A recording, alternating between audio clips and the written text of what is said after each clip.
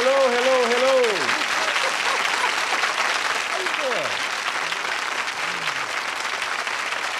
How you doing this evening? Thank you very much. How are you feeling this evening? Great. Whenever somebody asks me how I'm doing, I always say better than good and better than most. And that's what I like for you to say. How are you doing? Better than good, better than most. Shake somebody's hand on your right and left and say, you're doing better than good. You're doing better than good.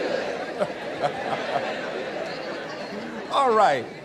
You know, I like to say that because I believe that we are. We have a lot of things going for us that many of us don't realize, and many of us really never use all the things that we have going for us and ever act on the things that we'd like to act on. And consequently, most of us go through life sleepwalking, never really discovering our true potential, never enjoying life to its full extent. And so, therefore, I think that there are some things that we need to begin to do to take charge of our destiny. How many of you like to take charge of your destiny? Raise your hand, please. Very good. All right. So we're going to do that. And you know, one of the things that really stimulated this, I was with a friend of mine. We were riding back after I'd spoken to her company, and they had a major downsizing. Now they call it right-sizing, when companies reduce the workforce for economic reasons. Well, at any rate, when we were on the plane and she said, you know, I'm no longer going to be with the company. And I said, no. I said, why? She said, well, my division has been eliminated. I said, well, you do have another plan, don't you? And she said, no. I said, but didn't they have something of this nature about a year ago? She said, yes.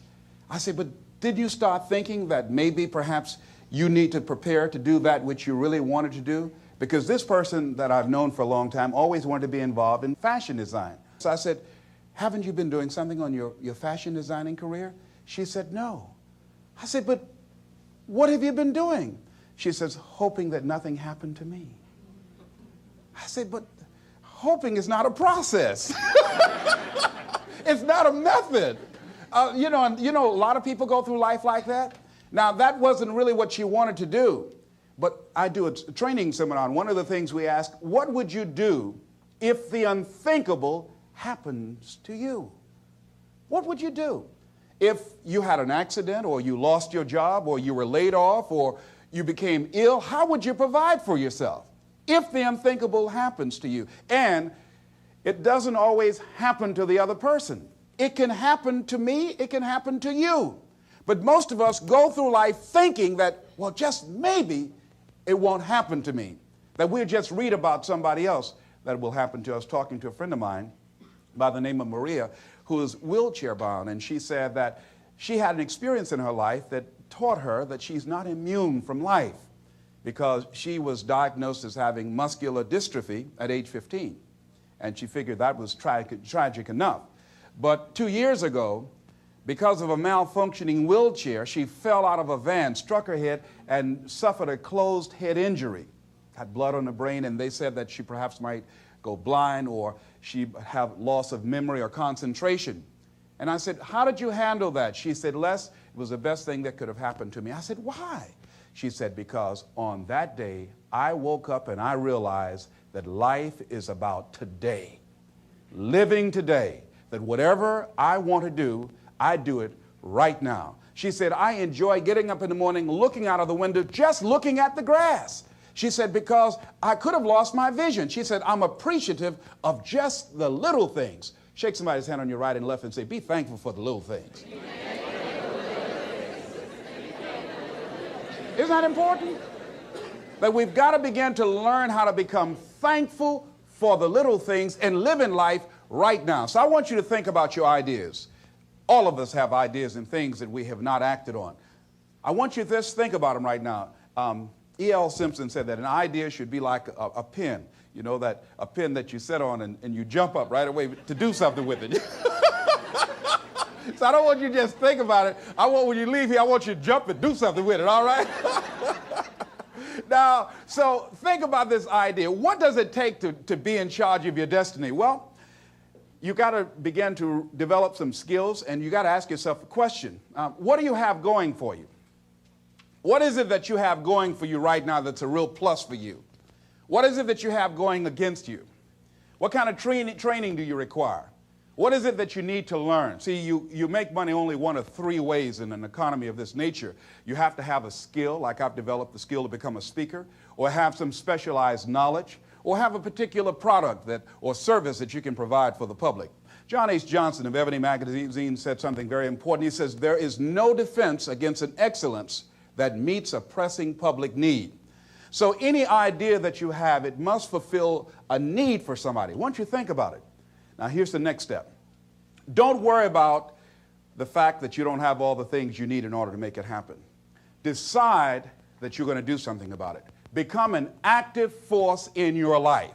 See, you've got some talents and abilities right now you have that if you don't challenge yourself to use those talents and abilities, you'll never ever discover the full effect that they can have on achieving all the things that you want to achieve. Most people go through life never using the power they have. You have enormous power to begin to create all the things that you want in your life experience that most people go through life never using. I travel a lot speaking around the country, and I was out of Detroit for around 2 months. I came back to the airport, went in the parking lot, put my key in the ignition, turned the key. Can anybody tell me what happened? Can you tell me why the car did not get started? The battery was dead. Why was it dead? I had not been using it. Repeat after me, please. If you don't use it, you lose it. See, ladies and gentlemen, if you don't use your talents, if you don't use this power, this force that you have within you, you're going to lose it. If you have the ability to write, and if you don't write, you're going to lose the ability to write as well as you do right now. If you have the ability to play an instrument, the world's greatest pianist said that if I miss a week of practice, I know it. And if I miss 2 weeks, the critics know it. And if I miss 3 weeks, my audience knows it. If you have the ability to draw well, and if you don't use that talent eventually, you're going to lose it. If I don't speak often, and at one point in my life, I missed speaking for around 6 months. And when I came up before an audience, I was rusty. I could not get my thoughts together. I could not have the power, the kind of confidence that I needed in order to make it happen. So whatever you want to do, whatever idea that you have, the longer that you're sitting on that idea, you are either creating or you are disintegrating. If you're not using it, your skills are diminishing every day. And there goes a second. There goes another second. And life is happening right now. But Les, what do you mean? Get your butt out of the way. So many people have gone to their graves, never discovered their true potentials because they allowed their butts to stop them. But I don't know what to do. No, that's not really true. I was on a television program the other day. A lady called in and she said, there's something I'd like to ask you. And I said, what is it? She said, well, I have this thing I want to do, but I've been unemployed. I lost my job for 2 years. I haven't been able to find a job. I don't have the money and I don't have the contacts and I really don't know what to do. I said, excuse me. I said, the fact that you don't have the money or the contacts really is not the issue. I said, what's the real issue? She said, what do you mean? I said, what's stopping you from doing what you want to do? She said, well, I don't know. I said, but if you did know, what would your answer be? She said, well, I think maybe I'm afraid. I said, what are you afraid of? Maybe I might fail. See, a lot of people allow fear to stop them from living their dream. Answer your calling. Whatever you're called to do, don't count yourself out. Don't say, I can't do that. Many of us go through life saying no, and you don't even know what you're saying no to. You don't know what you cannot do if you're not willing to challenge yourself. Whatever it is that you don't know how to do right now, you can learn. I did not know how to speak for major corporations. I didn't know how to do that. But I decided to become a student. If you do your research, if you do your homework, if you make the commitment that I'm going to learn, when you look at what do I have going for me and drop your buckets where you are, decide I'm going to work and get myself together. A guy named Jim Rohn said, if you develop your gifts will take you places that you'll never begin to imagine.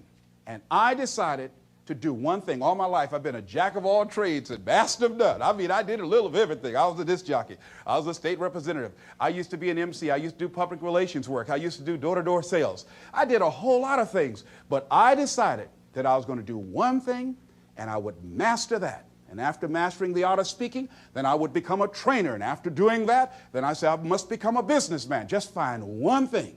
and just decide that you're going to work with it until it gives you the blessing that you want, and don't let up on it. Just keep right on working it and working it and working it, and knowing that whatever you do, you can better your best, that you can get better at it, that whatever you are achieving right now, it's only a tip of the iceberg of what's possible for you. Now, here's something else that you do when you start working on this dream. Give it everything you got. See, put your heart in it. Most people, when they're working on dreams, they don't give it everything they have. I heard a guy say in a book, the title of it was, All You Can Do Is All You Can Do. And all you can do is enough. Well, see, most people don't do all they can do. Most people go through life holding back. Have you ever had the experience of starting your car and you mash down on the accelerator and the car, boom, wait a minute, hold a minute. Start mashing again, and it was not moving, it was very hard, and all of a sudden you realize that you had the emergency brakes on? How many of you ever had that experience? Raise your hand, all right? Then you release the emergency brakes and then the car moves, boom, unencumbered. Most of us go through life with our emergency brakes on. Well, it might not work out. People might talk about me. I don't have enough money. I don't have enough education. I'm too ugly.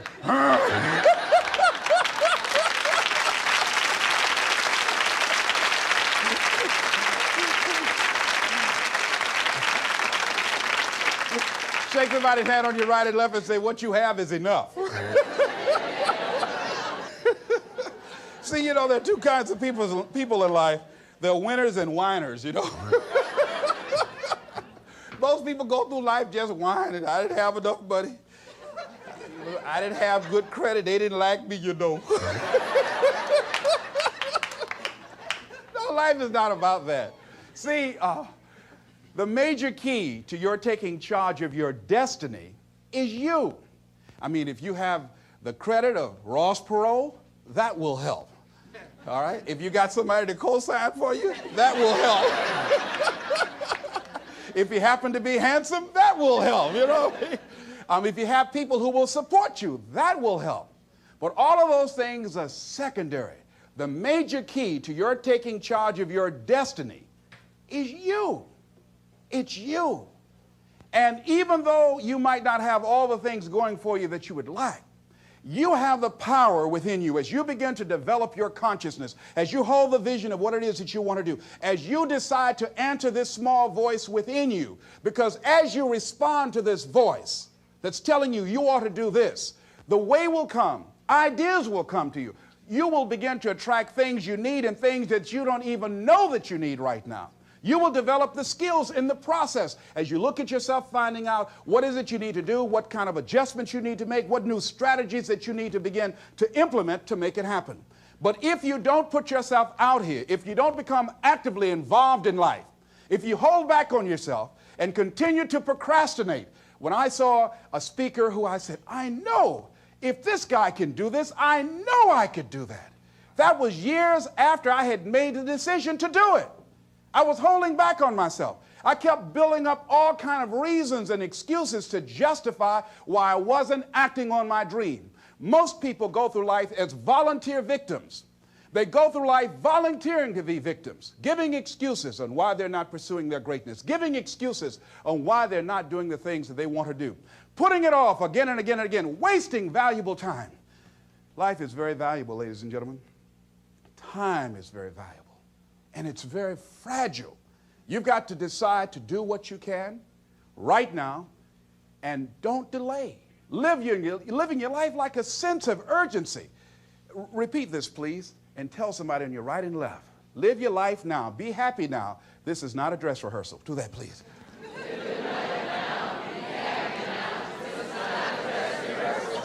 This is your Super Bowl. Do you know there are people who put more emphasis and more energy into a sporting event or dancing or entertainment than they do on their dreams? They have more interest in who won a particular game than where they are in relationship to their goals and their ambitions and developing themselves. So you want to begin to get your priorities in order. Ask yourself the question, the people in my life right now, are they contributing to my growth and development? Are they making me a better person? What I'm doing right now, is it nourishing me? Does it empower me? Is it giving me what I need out of my life right now? Is it challenging to me? Is it making me stretch mentally and emotionally and spiritually? Is it getting the best out of me? See, this is the only life you've got. So you don't want to squander it doing something you don't want to do, feeling you can't do any better. You can do better. You should do better. You deserve to do better. You're entitled to that. That is your right to do better. So resolve that within yourself. Make it something in your life that you just won't compromise on. See, it is important to me that I be able to provide for my mother. That is not optional, to be able to provide for my children. There's a standard of living that I'm going to enjoy. It is not optional. It's not something that I would like to see happen. It's not something that it'll be okay. It's something that I value. And as you begin to look at your life, draw the line and say, hey, what is it that I need that can give me a sense of fulfillment? What is it that I need right now that I would enjoy, that will give my life some music and some power? Decide that, because you deserve that. But if you don't decide that and decide to make that happen, it will never happen for you. It will never happen for you. I did a training years ago, and after this particular seminar, I'll never forget a lady who was 85 years old. She stood up and we asked her a question, anybody has anything brave to share? And she said yes. She said, this was a very enriching seminar for me. It really opened my eyes. She said, I'm 85 years old.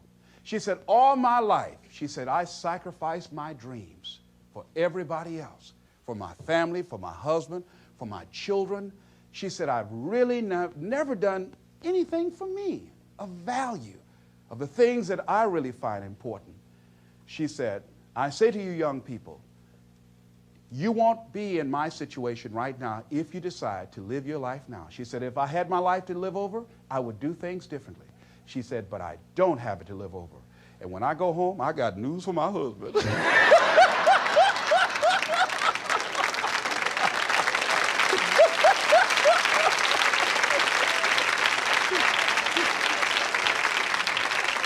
So repeat after me, please. I'm going to live my life now.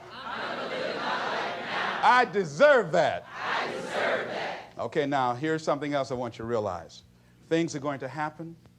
You've just got to handle it. My goddaughter, Nika Williams, who lives in Columbus, Ohio,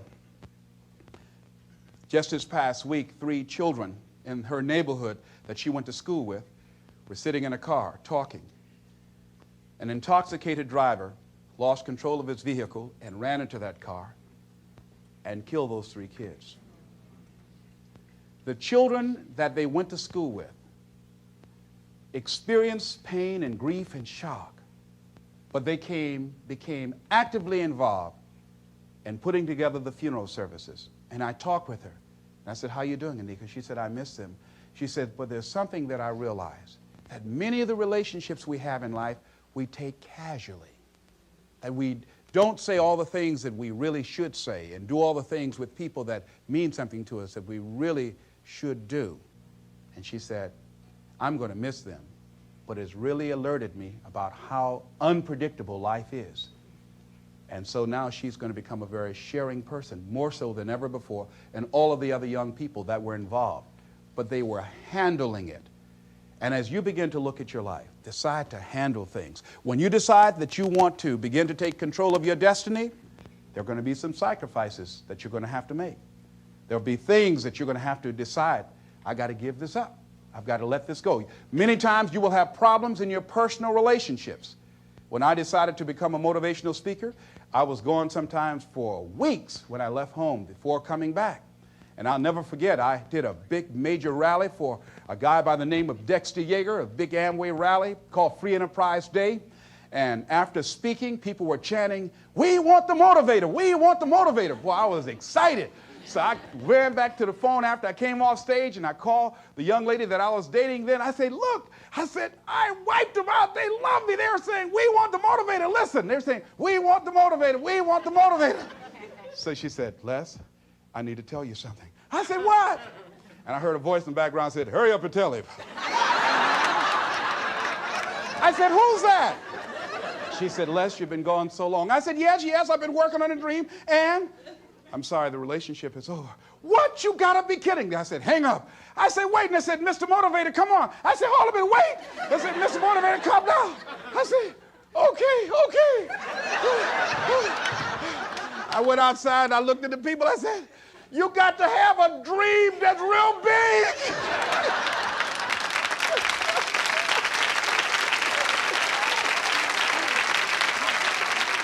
I said, sometimes things will happen to you that will catch you on the blind side and bring you to your knees.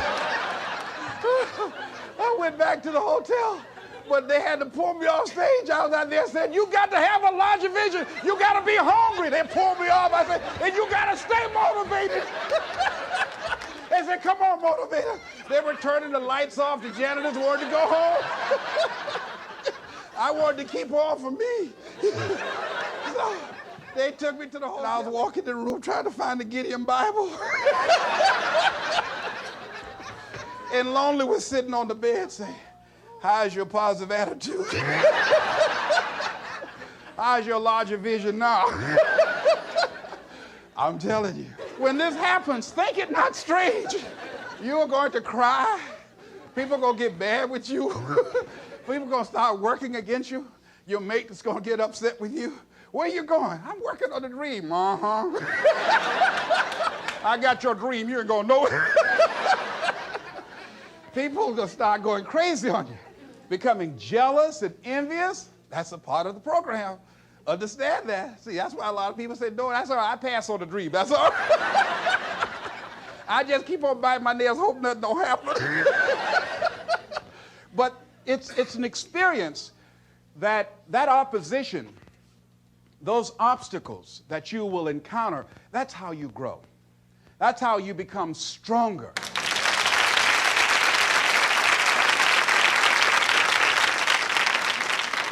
Now, will there be some tight moments? Will there be some times that you want to give up? Yes.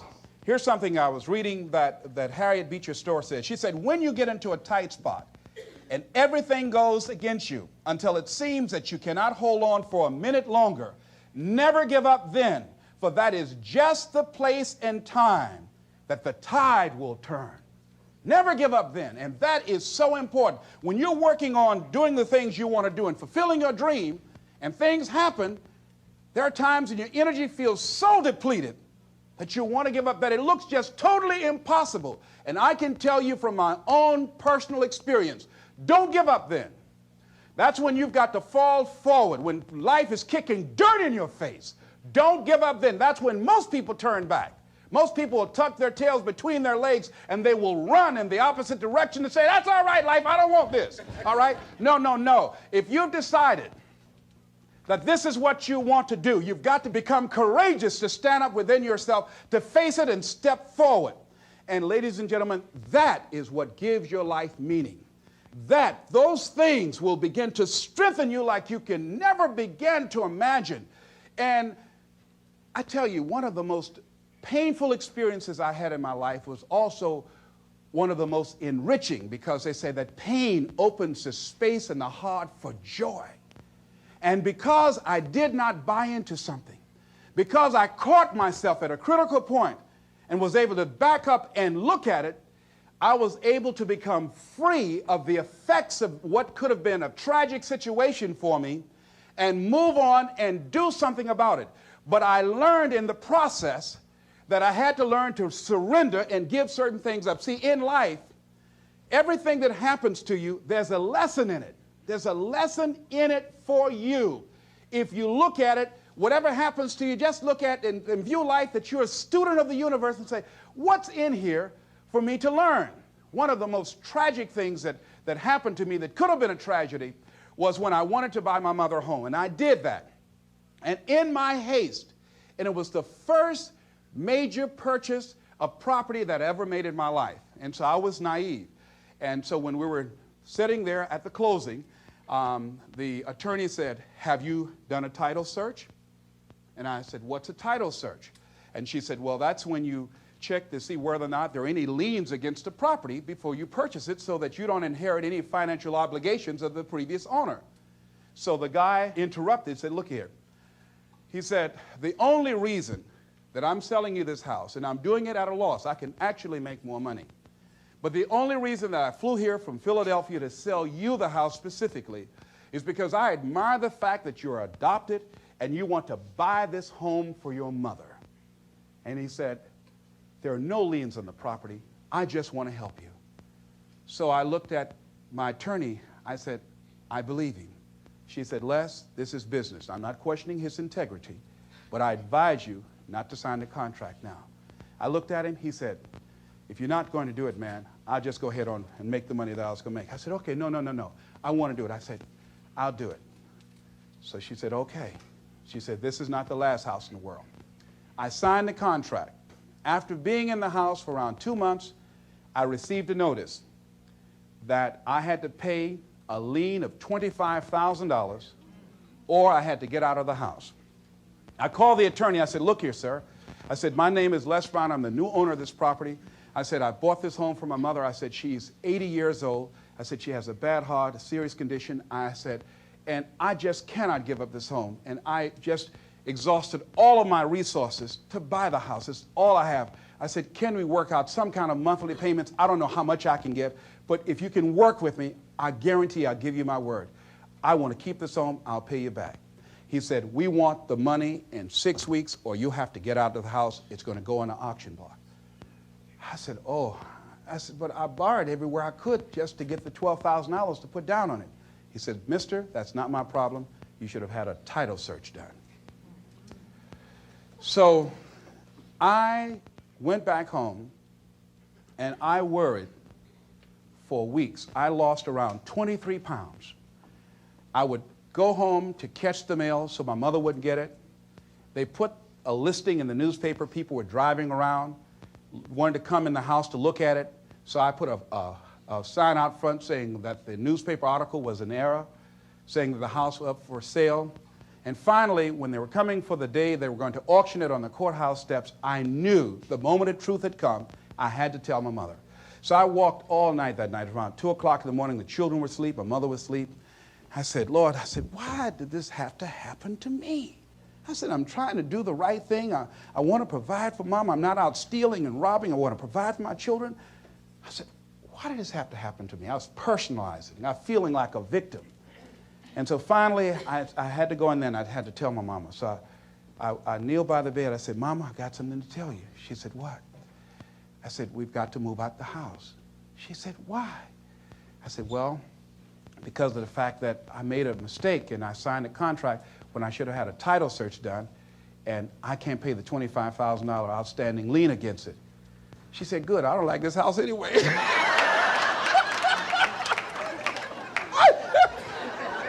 I said, but you told me you did. She said, I just said that for you because you like this so much. She said, it's 2-story, baby, and the arthritis. I can't climb the steps.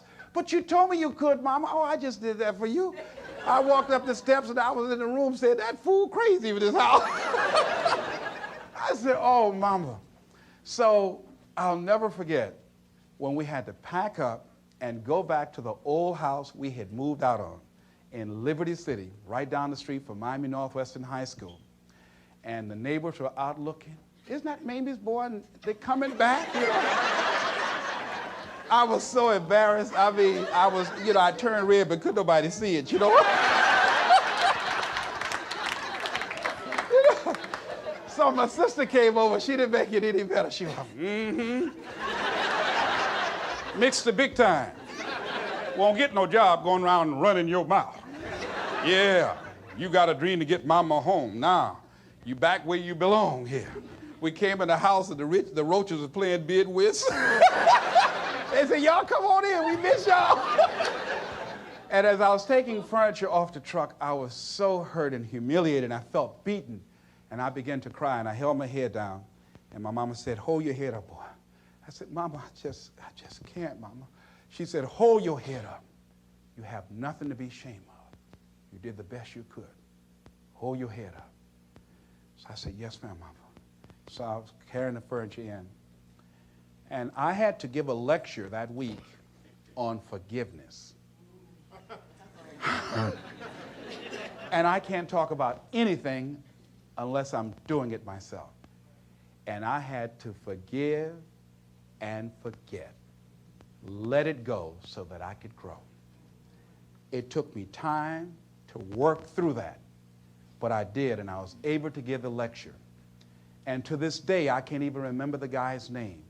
But because I let it go and I began to focus my energy in the now, later I got a bigger and better home for my mama.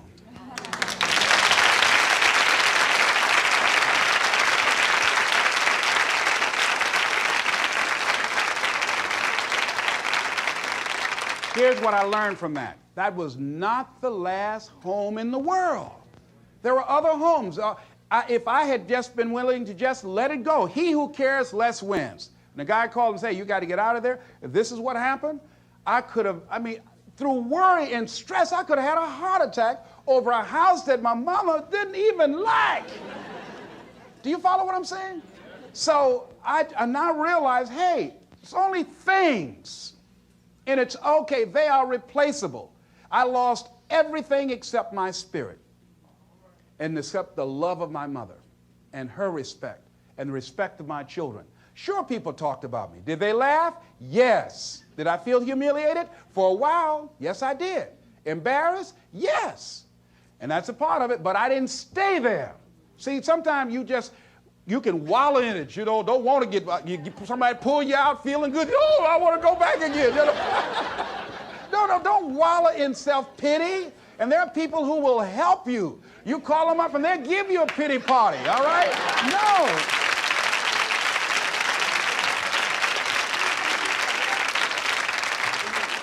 I talked the other night about some explorers that were in Africa. And they saw these two little boys who were playing with some what appeared to be marbles. And they went up to these little guys and said, here, let me give you some candy for that. Little fellows ate the candy and liked that. I said, can we have some more? I said, yes. But would you give me what you were playing with? And they said, yes. And they gave these shiny little rocks, so to speak, to the explorers. And the explorers, taking them back and examining them, discovered they were large-size, uncut diamonds. They had a fortune. The little boys had a fortune in their hands, but they didn't know. They did not know. Repeat after me, please. If we knew better, we would do better. See, there are many of us, we work for people and sometimes put in 60 and 70 hours a week. Why? Because we have the ability, the talents, and the skills to contribute to the long-term growth and development and profitability of the company. Do we do that for ourselves? Oh, no. Why? Well, we say, well, I've got security. There's no such thing. It's an illusion in your mind. We go through life creating these illusions for ourselves. But it doesn't mean that you can't strategically work on something else on the side.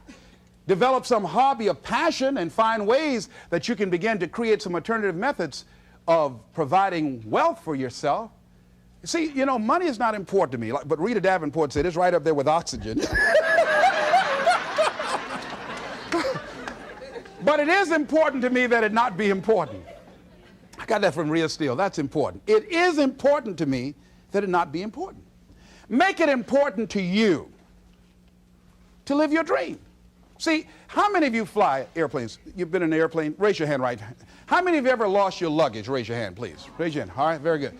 Now, how many of you, if you knew your chances of getting to your next destination were as good as your luggage, would you still get on an airplane? No hands went up. You know why? You know why you can get on the airplane where your luggage is supposed to go and you show up and your luggage does not show up? Because the airline has made human cargo getting to the destination important, more important than the luggage. Aren't you glad? She said, yeah, I ain't gonna fuss no more. So as you begin to look at life, as you begin to look at the things you want to do, decide that you're going to become the active force in your life. Decide that you're not going to go through life feeling like a victim. Decide that when things become challenging, and they are, that you're not going to personalize it, that you're going to look at it and you do whatever you must do in order to work things out and learn from it. Learn from it. That's the key. I like what Charles Udall said. He says, in life, you will always be faced with a series of God-ordained opportunities, brilliantly disguised as problems and challenges. If you've lost your job, don't say that I've been laid off. Just say, I've been given an opportunity by the universe to find my life work.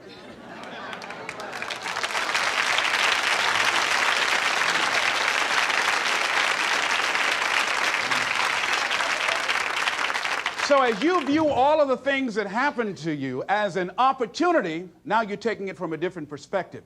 Now you become an active force in your life. Now you are the one, rather than running from things as they begin to change, you become a change driver because you know that you've got the power within you to make the difference. This force, this power, this energy that you have, that's more powerful than anything that can ever happen to you. You're more powerful than your circumstances or anything that you can experience right now. Decide that you're going to commit yourself to act on your ideas, to become happy. Commit yourself to live your dream. Commit yourself to become the architect of your future. There's something that I heard that Goethe wrote that I love very much. And it really, as you begin to operate out of this consciousness, you begin to experience a different level of living in terms of commitment. He says, until one is committed, there is hesitancy, the chance to draw back, always ineffectiveness. See, until you are willing to jump out there. Somebody asked me, how do I do that? I said, no. You don't need any answers now. You need to make the commitment. Once you make a commitment, then life will give you some answers. You can't decide just going to sit on the side of the pool and just stick your toe in. No, you've got to be willing to make the leap. Most people don't want to do that. They want to sit on the side and say, tell me, is it cold out there?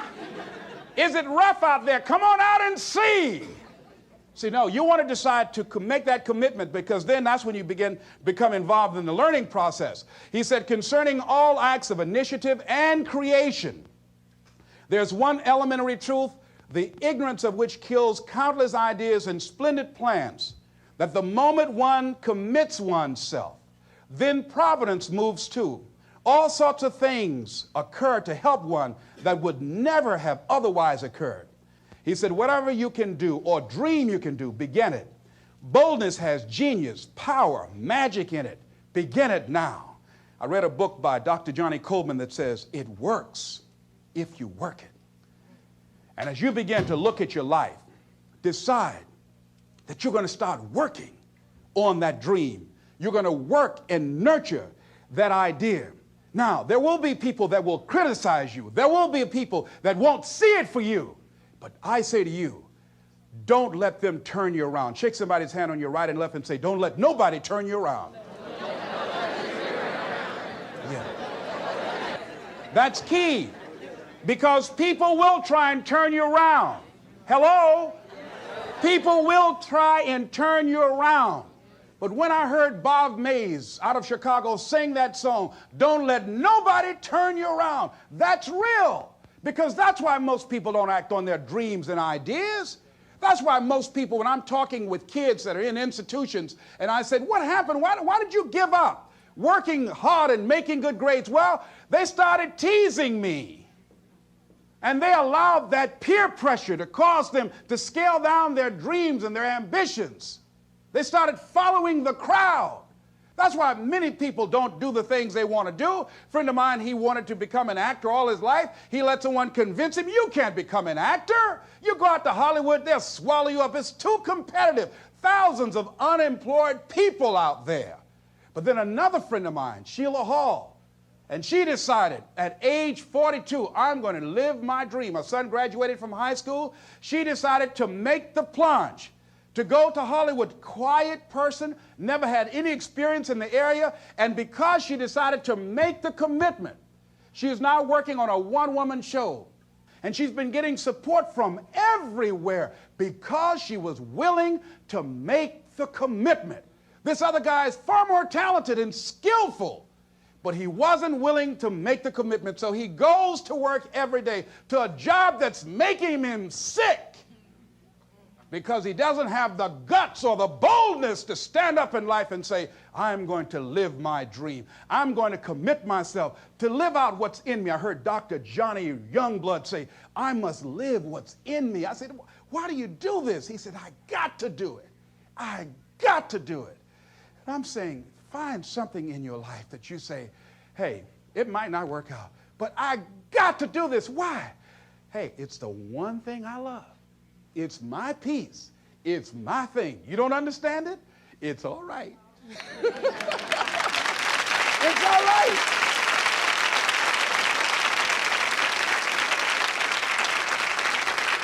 You don't need anybody to understand it. You don't need anybody to approve you. You don't need anybody to say, go ahead on and do it. If you get that, that's fantastic. If you get that encouragement, that's great. But I say stand up within yourself boldly and say, this is my life. I'm controlling my destiny. This is Mrs. Mamie Brown's baby boy, Leslie Calvin Brown, saying it's been a plum-pleasing pleasure as well as a privilege. Thank y'all here.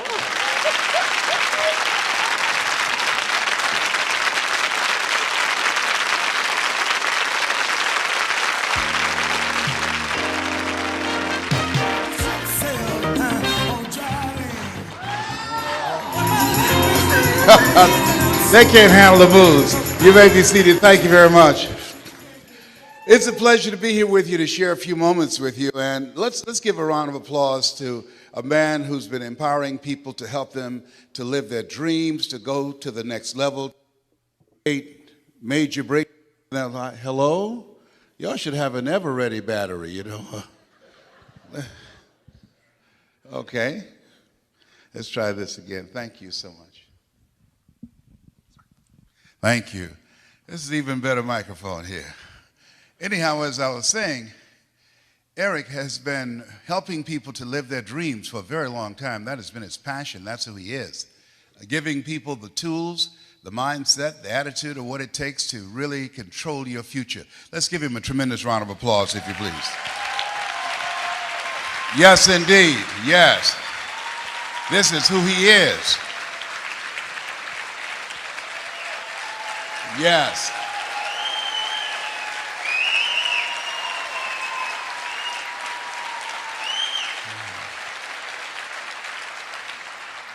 That's my brother from another mother. How many have major goals you'd like to achieve? Raise your hands, please. Very good. I like seeing that. I always like to ask that question, how many of you have major goals you like to achieve? Then I follow up with another question, because this is a crucial place in my life. Just came from the memorial services yesterday in Plano, Texas, of Zig Ziglar. I remember when I first saw him speak, I knew I was looking at my destiny. I love helping people, and my goal was to be on stage with Zig and Dr. Norman Vincent Peale and Jim Rohn. These guys have gone on to the next level, but that was my goal and dream, and I was very fortunate to achieve that at a very crucial point in my life. This industry has really contributed a great deal to me. I go way back in multi-level marketing from the days of a company called Best Line Products, a guy named Bill Bailey. He was one of the mentors of Jim Rohn, one of the greatest speakers on the planet, and Holiday Magic.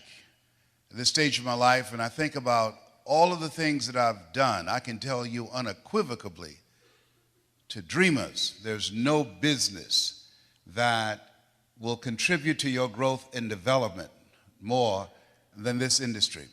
There are several power strategies I'd like to share with you, but with the limited time that I have, I want to drill deeply on 3 of those that you will have as a result of being a part of this industry. Because what this industry allows you to do, and I want you to write this down. Number 1, it secures your future. It secures your future. Number 2, it will stretch you. You develop some new skills, people skills. You're a dreamer, you can't make your dream happen without building people. As I reflect on my life, 15 years ago I was diagnosed with prostate cancer, given a 2 to 3 year prognosis. And the skill set that I developed in multi-level marketing allowed me to generate enough income that I could focus on my health, take care of my mother, I'm adopted. I was born in a poor section of Miami, Florida called Liberty City. The other thing it did, it expanded my vision of myself. This is a time that as you look at yourself, there's no such thing as job security. How many of you know that? Raise your hands, please. And it instilled in me a sense of confidence, a strong sense of self. When you have a strong sense of self, that gives your life a sense of purpose. Your life has a sense of purpose, it gives your life a sense of direction. And the economy has changed. We have switched. I remember reading a book by Alvin Toffler called Future Shock. And the things that he talked about, what he predicted, we're living that right now. The 40-40 plan is gone, where you can go to college and graduate and get a job and work 40 hours a week doing the same thing for 40 years. That's gone. 73% of the college graduates, when they graduate, unable to find a job, they move back home with their parents. What multi-level marketing does, it empowers you and gives you the ability to create your own job. It gives you the ability to create your own destiny. I remember seeing Zig on stage. If you give enough people what they want, they will give you what you want. I remember Dr. Norman Vincent Peale, change your thinking and you will change your life. I remember Jim Rohn, when the end comes for you, let it find you conquering a new mountain, not sliding down an old one. I remember Earl Nightingale, all of us are self-made, but only the successful will admit it. I remember listening to those recordings over and over and over and over again to change my mental blueprint. I was born in a poor section of Miami, Florida called Liberty City with a twin brother, and in an abandoned building on a floor. And when we were 6 weeks of age, we were adopted by Mrs. Mamie Brown. Whenever I speak, I always say, all that I am and all that I ever hope to be, I owe to my mother. So I signed once and said, God took me out of my biological mother's womb and placed me in the heart of my adopted mother. Mama was a domestic worker. She worked on Miami Beach. She made up beds and cleaned homes. She cooked for families. We ate the food left over from the families that she cooked for. And my mother could bake too. Mama could bake a sweet potato pie so good you couldn't eat it with your shoes on. You had to take your shoes off so you could wiggle your toes. We wore the hand-me-down clothes of the children that Mama kept. These families are kind and generous. They would say, Mamie, whatever food is left over, you can pack it up and take it home to those children that you have adopted. When I ask you how many have big goals and dreams, I want to ask you to think about your goals and dreams in 3 areas. Number 1, what's some personal goal that you have for someone that you love?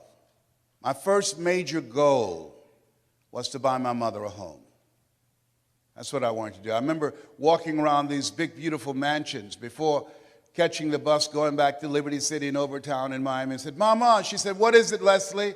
When I become a man, I'm going to buy you a big, beautiful home just like this. How many have somebody that you like to do something for that's personal to you? Raise your hands, please. Very good. I want you to think about that. I'm going to share with you some strategies how you can make that happen. Next thing is I want you to think about your financial freedom number. That when you reach that number, when you earn that amount of money, that you will feel a sense of relief. It take a lot of stress out of your life. It give you more time for yourself and for your family. And what that number is, if you wrote it down or if you're thinking about it, I want you to multiply it 100 times. And the reason that I want you to do that, I have found in my own life that most people fail in life not because they aim too high and miss. Most people fail in life because they have done what I did for the first part of my life. Aim too low and hit. And then I want you to think about your social contribution. I believe that we live in the greatest country in the world that allows us to live a life of contribution. Horace Mann said we should be ashamed to die until we've made some major contribution to humankind. One of the goals I have is to reduce the number of women who die from breast cancer. My mother was a 22-year breast cancer conqueror.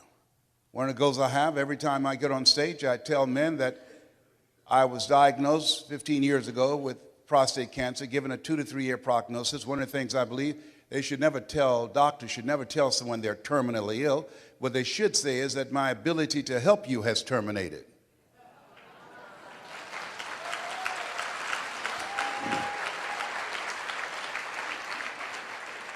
So I encourage men to get their PSA test, which stands for prostate-specific antigen, and the digital rectal examination.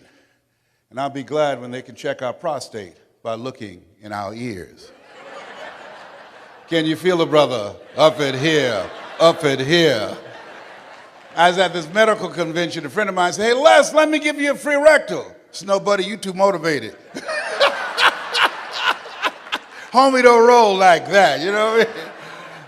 I was at Florida Hospital. Guy came in, new doctor, didn't say hello, good morning, anything. Goes get some gloves and some petroleum jelly. I said, "Hey, buddy, this is our first date. Hey, you got to bring me some potato chips, some M&M peanuts. We got to sit down and talk. I got to get relaxed. What's your mama name?" I can't believe I'm telling y'all this. I'm turning red, but y'all can't see it. Oh my God. One of the goals I have is to train. My gifting is in the area of helping you to discover your power voice, how to become a powerful presenter. That's what multi-level marketing does. The money's in the front of the room. The money's in 101, small groups on the telephone. Your ability to present yourself. A gentleman changed my life, Mr. Leroy Washington. He's in his 90s now. He's blind from glaucoma. I never forget the first day we met. I went in his class. He said, "Young man, go to the board and work this problem out for us." I said, "Oh, I can't do that, sir." He said, "Why not?" I said, "I'm not one of your students." He said, "Look at me." "Yes, sir. Go to the board and work the problem out anyhow." I said, "I can't do that, sir." And the other students started laughing, saying, "He's Leslie. He's DT. He's got a twin brother. His twin brother, Wesley, is smart. He's DT." He said, "What does DT stand for?" "He's the dumb twin." And many of the kids laughed, just like some of you did. And I said, "I am, sir." And he came from behind his desk and he looked at me. He said, "Don't you ever say that again. Someone's opinion of you does not have to become your reality."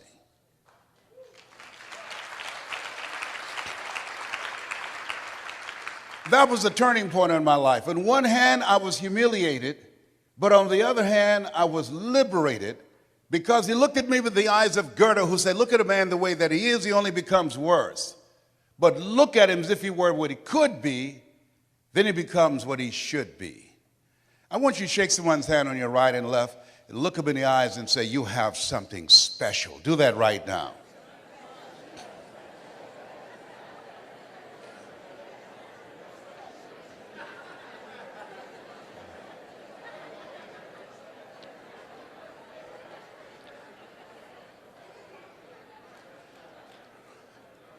Ladies and gentlemen, you have something special. I don't know you, but here's what I know about you based upon my own experience. You have something special. You have greatness within you. You have the ability to do more than you can ever begin to imagine. Just the fact that you showed up, the fact that you said yes to this industry, it says a lot about you. You're uncommon, because it means that you have a sense of taking responsibility for your own life. George Bernard Shaw said the people that will make it in this life, they look around for the circumstances that they want, and if they can't find them, they create them. You have something special.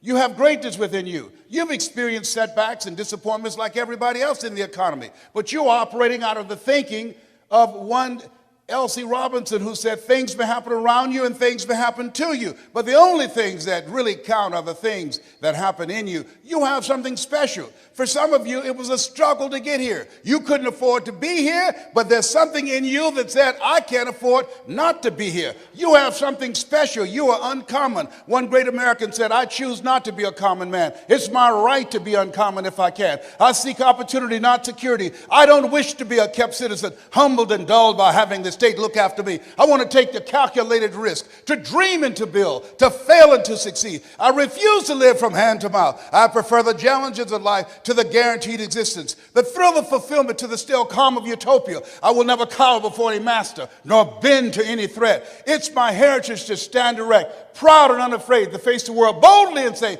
this I have done. That's what it means to be a part of multi-level marketing, an uncommon desire to live your dream and control your destiny.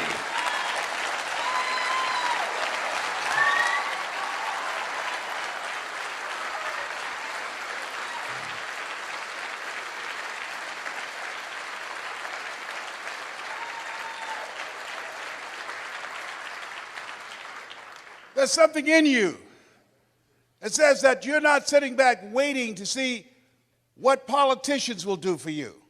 There's something in you that says, I'm not going to focus on the general economy, I'm going to focus on my personal economy. There's something in you that says the most dependable hand in the world is the one at the end of your risk. There's something in you that says always strive to get on top in life because it's the bottom that's overcrowded. You are different. You have greatness within you. Dr. Howard Thurman, come forth. Here's a man that after having 238 radiation seed implants, and my PSA continued to increase. In fact, last year this time it was over 1,500, and the little c cancer had eaten 40% of my T1 vertebrae.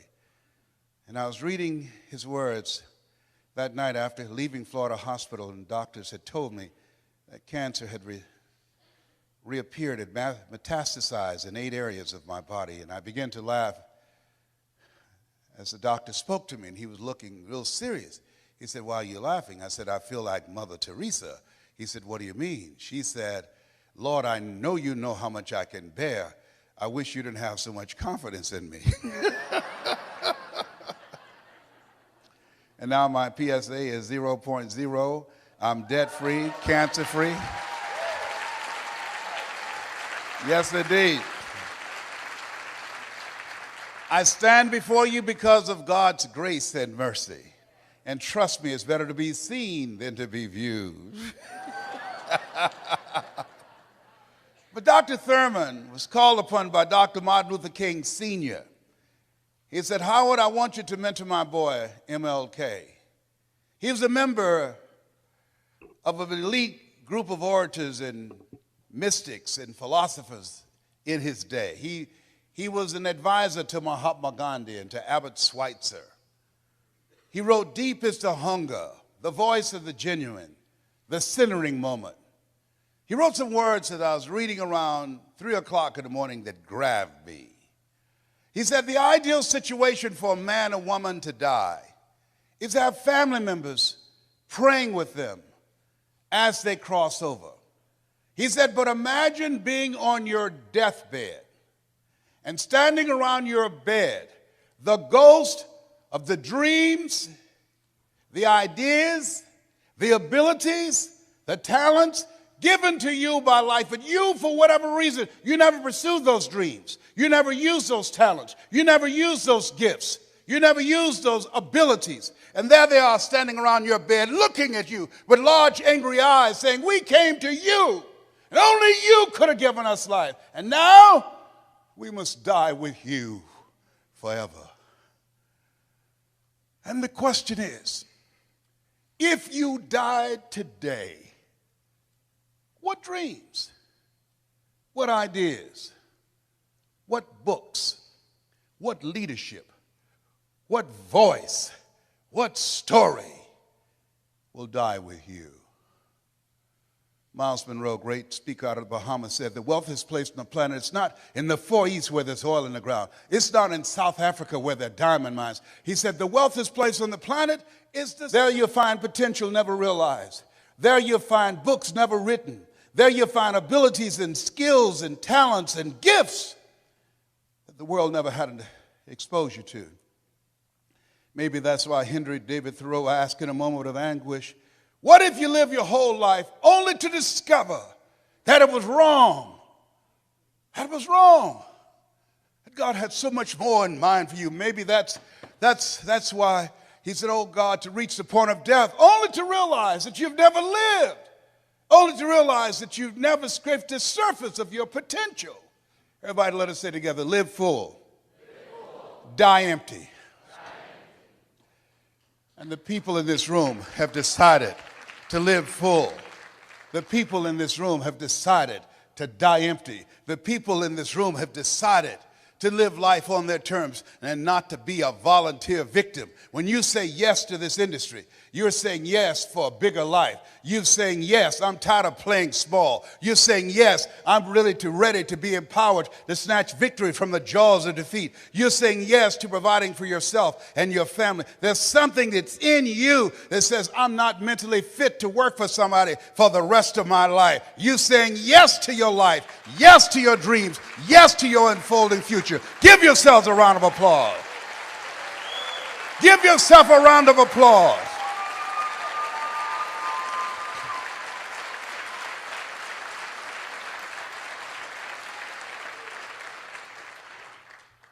I didn't do this for years.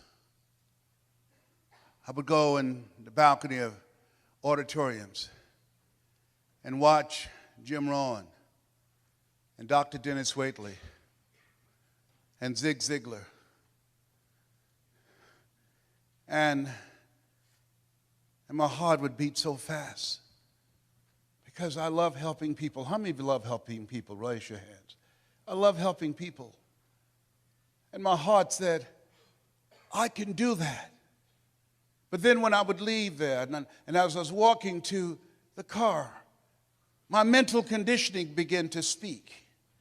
And it would say, Les Brown, you can't do that. You don't have a college education. Les Brown, you can't do that. What makes you think that you have something to say that somebody would listen to you? Les Brown, you can't do that. What makes you think that you can speak for AT&T, Procter & Gamble, McDonald's Corporation, IBM? You've never worked for a major corporation. Les Brown, you can't do that. You were adopted. You don't even know who your parents are. How many of you ever thought about something you wanted to do? You felt it in your heart, and then your mind talked you out of it. Raise your hands, please. I convinced myself that I couldn't do it. I learned something from that experience. Whenever there's an argument between your heart and your mind, follow your heart. There are things that the heart can understand and feel that the mind cannot relate to.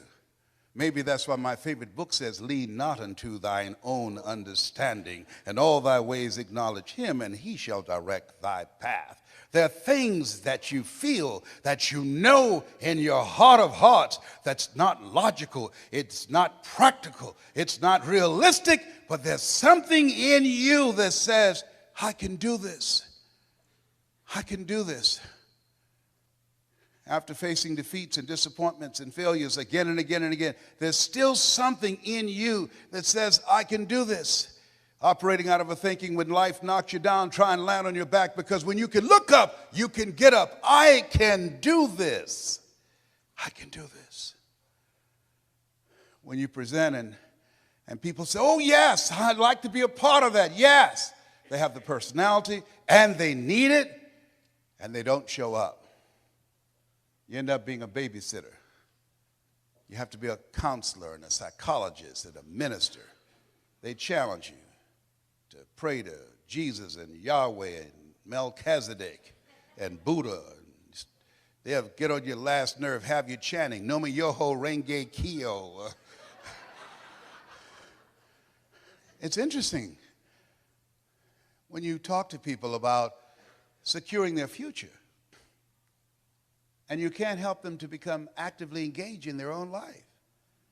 A friend of mine named Lorraine had me to come to do an intervention with her brother that was addicted to drugs, and he told us to get out of his house.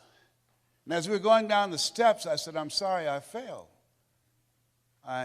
I'm so disappointed. And she said something that I'll never forget. I want you to remember. She said, Les, most people won't participate in their own rescue. Wow. Most people won't participate and their own rescue. You have a vehicle that will allow them to create their own job. You have products that people need. You have training and coaching where they'll be in business for themselves, but not by themselves. You have leadership of people who've proven that it's possible you can live your dreams. It's possible you got a shot at creating a fortune. Everybody's not going to do it. We can't predict performance. And all you are saying, hey, listen, here's an opportunity. And don't take it personal when people say no to you. They're not saying no to you. They're saying no to themselves. They're saying no to living a bigger life. They're saying no to what's going on in their head because they're suffering from possibility blindness. They can't see themselves doing more. They don't want to do that extra work. So they're saving you some time. They know they're trifling and don't want to work. Don't try and convince them to say yes. A person convinced against their will is of the same opinion still. This is hard work. H-A-R-D and H-E-A-R-T. Hard work and heart work. You got to gut this out. You've got to know your vitamin. You've got to fail your way to success. You've got to be unstoppable. You have to operate like Willie Jolly, who said a setback is a setup for a comeback. You've got to be relentless when you're building a business. You've got to be able to have courage after you face rejection and again and again and again. After somebody tell you they're going to show up and then they don't come, they don't return your calls. It takes courage. You go out and start talking to people. It takes courage when creditors are breathing down your neck and family members saying, oh, there he goes again with another pyramid scheme.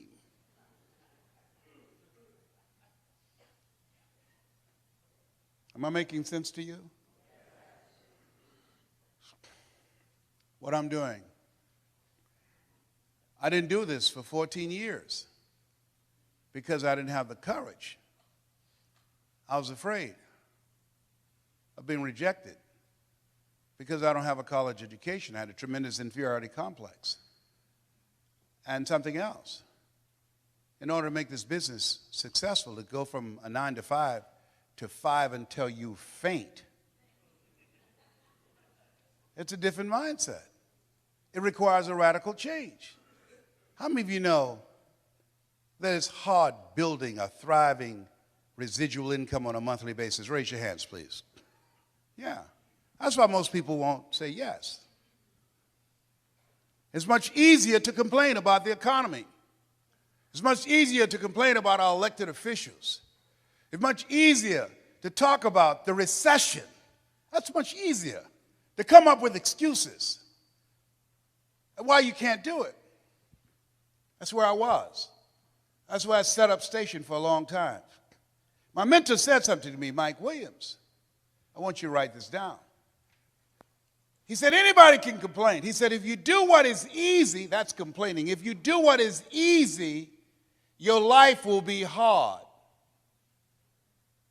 But if you do what is hard, your life will be easy. Come on now. That's strong medicine.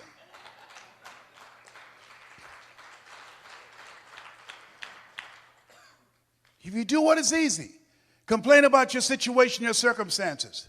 If you do what is easy, stand around and be a volunteer victim like everybody else. If you do what is easy, surrender and give up on your dreams, become depressed and bitter and angry. Anybody can do that. If you do what is easy, your life will be hard. But if you do what is hard, keep coming back again and again and again. If you do what is hard, approaching strangers, talking to people in shopping malls, get up dressed every day, going out prospecting, knowing some way, somehow, with a spirit of expectation, somebody's out here looking for an opportunity. You can go outside right now and see some pigeons, but you're out hunting for eagles, and they're not common. And if you do that over and over and over again, somebody's going to show up. Somebody's going to say, I'm the one.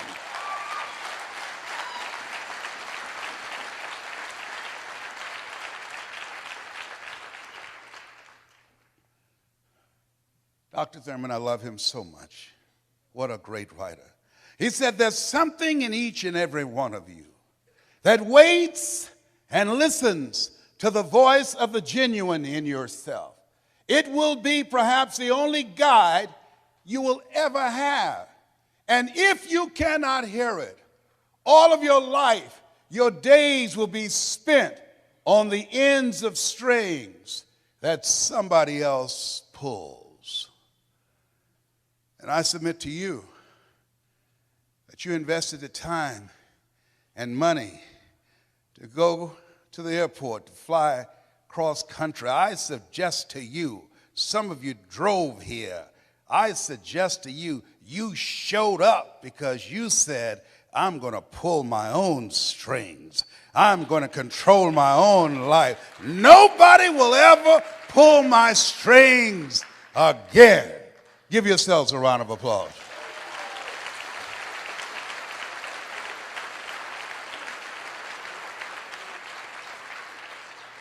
I want you to write this down, Choosing Your Future.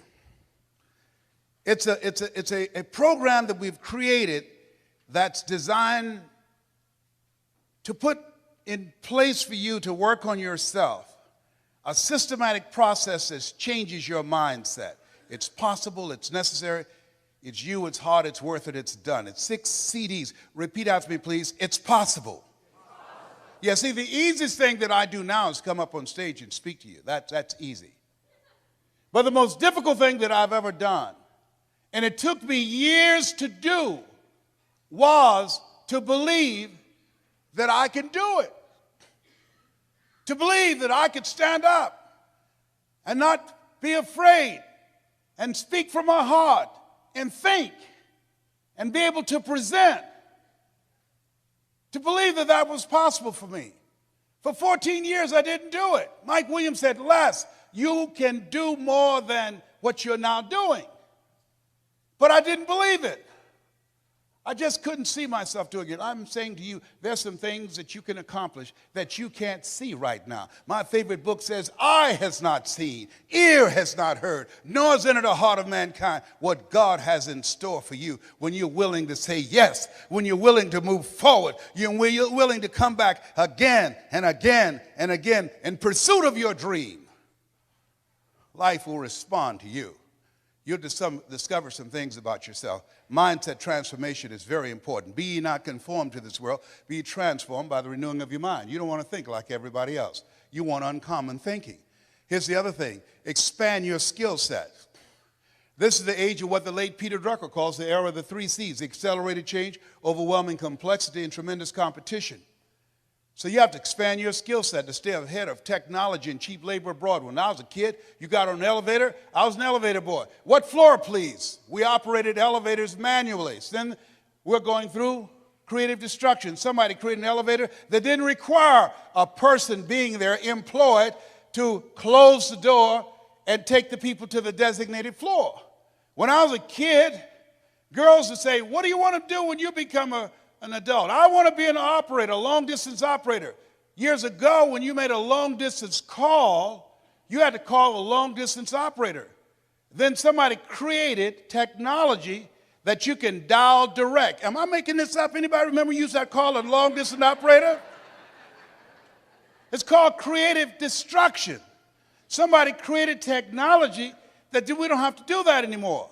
So today, what multi-level marketing does allow you to secure your future, to stay ahead of technology and cheap labor abroad. You can hire a PhD or an MBA in the Philippines or India for $2.60 an hour.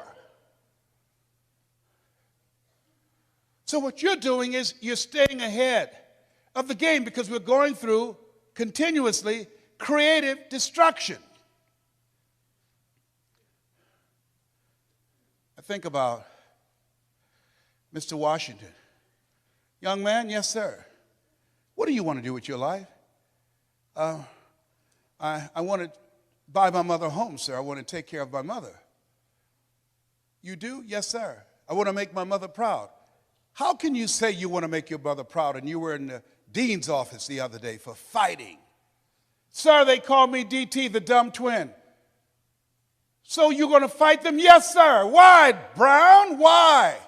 Anger is the wind that blows out the lamp of the mind. How do I get even, sir? Tell me. They pick on me all the time because it takes me longer to learn things than others. I'm not like my sister at the University of Miami. I'm not like my brother. They always compare me to him. Mr. Brown, you want to get even? Yes, sir. He said, you have a good memory, young man. Yes, sir, I do. Yes, I do, sir. Remember these words by Frank Sinatra. The best revenge is massive success.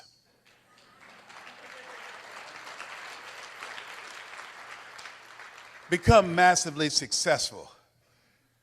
That's how you become even. Thank you, sir. Mr. Brown? Yes, sir. Why did you sign those papers? What are you talking about? You're the first student in special education that was labeled educable mental retarded, put back from the 5th grade to the 4th grade. You failed in the 8th grade. I fought for you. I saw something in you. You've got greatness in you. I know you're not as fast as your brother. I know you're not like Margaret Ann, your sister. But there's a hunger in you, sir. And I fought for you to get that, and I saw your name. I couldn't believe it. Well, you signed it to somebody else. Why did you do that?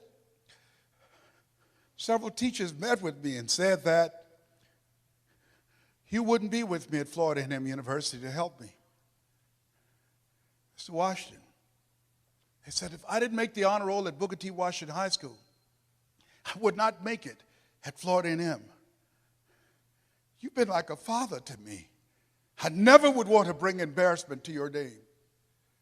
Mr. Brown, I know it's harder for you. But once you learn something because of your hunger, you got it. You master it. He said, I don't care what they said. But did you believe that you could go there and graduate? To be honest with you, sir, no, sir. Not without you, sir. Mr. Brown? Yes, sir. Listen to me. Yes, sir. Sometimes you have to believe in somebody's belief in you until your belief kicks in.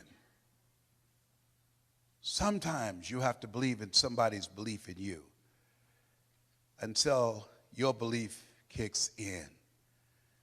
Whoever recruited you to become involved in their organization, they saw something in you. Whoever asked you to be a part of their team, they saw greatness in you. See, you need people in your life who can see things that you can't see. You want to find whoever got you in the business and say to them, thank you.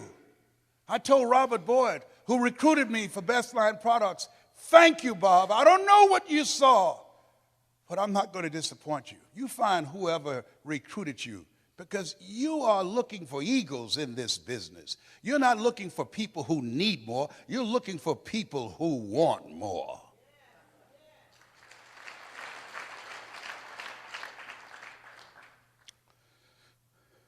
Let us say together, it's possible. Everybody together, it's possible. I can live my dreams. I will work on myself every day. I will retrain my thinking every day. I will listen to audio programs. I would read 10 to 15 pages of something positive every day. I will turn off my television and turn on my life.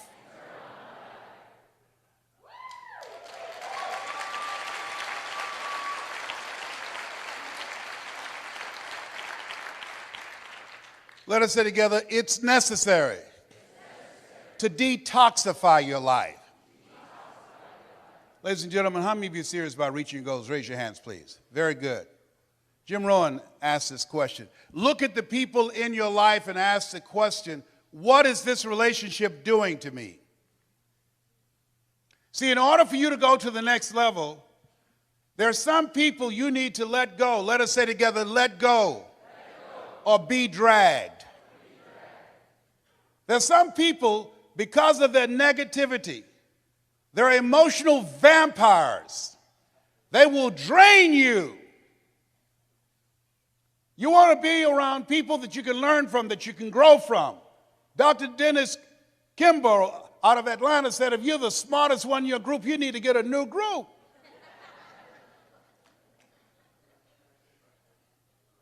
Les, can I change them? No. It's a full-time job changing yourself. There are some people that's comfortable being negative, comfortable being a volunteer victim. There are some people that's so negative they can walk into a dark room and begin to develop. Oh, behave. My medication wearing off now.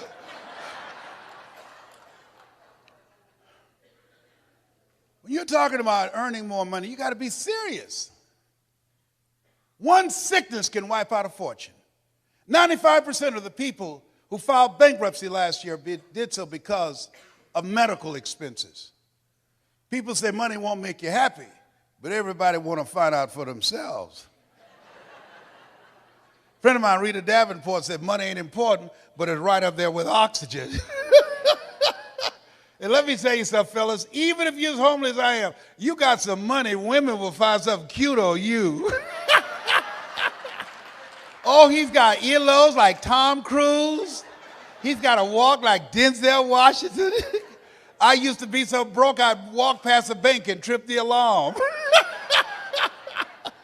Creditors would call the house and my children would answer the phone and say, my daddy say he ain't home. And sometimes they would catch me on the phone. May I speak to Les Brown, please? Sorry, but he's not here. You sound like Les Brown. Don't you go there, big boy. Oh, my God. Red Fox said money can't buy you happiness, but it can make a big down payment. Oh, this thing called life. Here's something else. Write this down. You're going to fail your way to success. There are people who look promising. They're going to disappoint you, hurt your feelings. There are people who should be there to encourage you, to motivate you. They're going to be the #1 members of the discouragement club. Before things get better for you, they're going to get real bad. When you have a dream, think it not strange that you'll face the fiery furnaces of this world. You will, not you might, you will have tribulations. How many of you know that's true? Raise your hands, please. Things are going to happen to you. And don't complain. Don't go around telling everybody. 80% don't care. 20% glad it's you. Suck it up and keep on prospecting. And make it happen. Life is happening to everybody. Everybody, let us say together, leap and grow your wings on the way down. See, in order to control your destiny, you've got to be a risk taker. You got to be willing to risk people talking about you. You got to be willing to risk someone saying no. You got to be willing to fail again and again and again. You're different. You're an entrepreneur. You're strange. You're not like everybody else. We live in a world where we're told more about our limitations rather than our potential, and so most people just can't see themselves doing better. But you're different. You see some things they can't see. And I encourage you, every one of you in this room right now, you're here for a reason. How many of you know people who should be here? Raise your hands, please. Yes. But you know what? They're in their rightful place. Their rightful place is where their thoughts have brought them. Their true place is where their thoughts can take them. Everybody is in their rightful place. Here's something else. Seek out positive information. I want you to write this down. My Facebook page is brown.less. Every day we post a positive message there. Every day at brown.less. Because you're in this room, I want you to write this down. Because we're going to send you, we're going to do something called presentation power, and you're going to get a chance to view some videos that will give you some directions. But more importantly, I'll tell you what I'm going to send you. I'm going to send you 7 power strategies of how to be a powerful storyteller. So email me at yes@lesbrown.com and say, send me the 7 principles. Mention that you were at this convention. We'll send that to you free. It will give you a guideline how to tell your story. When I started off this presentation, I started off telling my story. I was born in the poor section of Miami, Florida, in Liberty City. Born in an abandoned building with a twin brother. Do you remember I told you that? My mother worked on Miami Beach as a domestic worker, making up beds, cooking for families. Remember I told you that? See, your story is your power. How many of you have gone through some things? Raise your hands, please. How many of you have experienced some things in your life? Raise your hands, please. How many of you have periods in your life like me where you're temporarily insane? Raise your hand, please. Your story. A presentation power will tell you how to tell your story. I've given lectures at Harvard, Yale, spoken around the world, telling my story. You got a story too. Here's what the power of the story does and why it's important in your presentation and building your organization and why it's going to give you the upper hand and how to recruit people and how many of you like to get A players? Raise your hands, please. Good. Here's what your story does. Write this down. Distract. See, how people live their lives is a result of the story they believe about themselves. When you're presenting one-on-one or a small group or in a large group, when you tell your story, you're creating an interruption. When you're telling your story about the business of being on a path of creating financial independence, you're interrupting their story, what psychologists call the self-explanatory style. So distract. Let us say together, distract. Here's the other one. Say dispute. When you are going through your presentation, and we're going to teach you how to do this, you're dismantling their limited belief system where they've been programmed to believe only in having a job, the journey of the broke, where they're miserable. They go to work, where they pay them just enough to keep them from quitting, and they work just hard enough to keep from getting fired. That's what you call mixed emotions.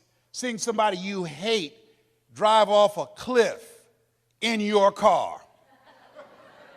You're glad they're gone, but not in my car.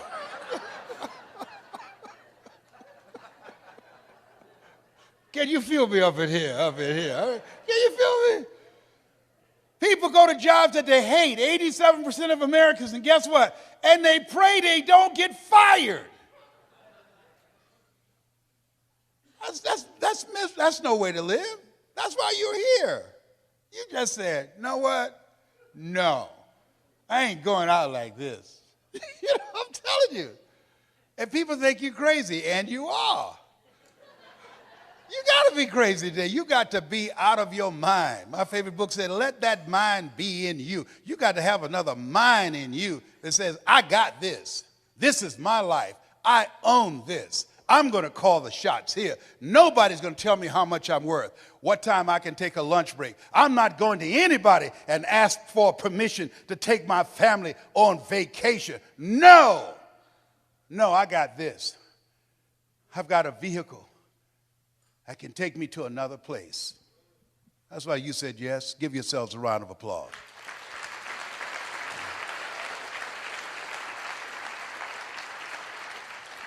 Mr. Washington said, Mr. Brown, transform your mindset. Number 2, he said, practice. Let us say together, OQP. Write this down. Only quality people. Only quality people. You don't want everybody in your organization. You want only quality people. Here's something else he said. Mr. Brown, yes, sir. And this is what we're going to do in this presentation. That's called presentation power. He said, develop your communication skills, how you present yourself, how you sell yourself. He said, once you open your mouth, you tell the world who you are. And then he said something else. Let us say together with conviction. I want everybody to join me on this. Let us say together, you got to be hungry. Say it again, you got to be hungry. He said, what do you want to do with your life, young man? I said, sir, I want to buy my mother a home. He said, you got to be hungry. I said, what do you mean by that? He said, people that are hungry are willing to do the things today others won't do in order to have the things tomorrow others won't have. He said, people that are hungry are relentless. People that are hungry are unstoppable. People that are hungry refuse to give up. People that are hungry, no excuse is acceptable for not making their dream become a reality. I said, I'm hungry, sir. I'm hungry to take care of my mother. I'm hungry to make her proud. I told my mother that she'll never have to pay another bill once I turn 18. And she hasn't, Mr. Washington. I'm hungry, sir, for another life. I'm not going to die here in Liberty City. I want to travel, sir. I want to see the world. He said, you can do that, sir. He said, practice OQP, only quality people. If you run around with 9 broke people, he said, I guarantee you, you'll become number 10. He said, work on your mindset. Listen to these audio programs I'm giving you every day. Glenn Turner, Dare to Be Great, every day. Dr. Norman Vincent Peale, Jim Rohn, every day. Zig Ziglar, program your mind, Mr. Brown.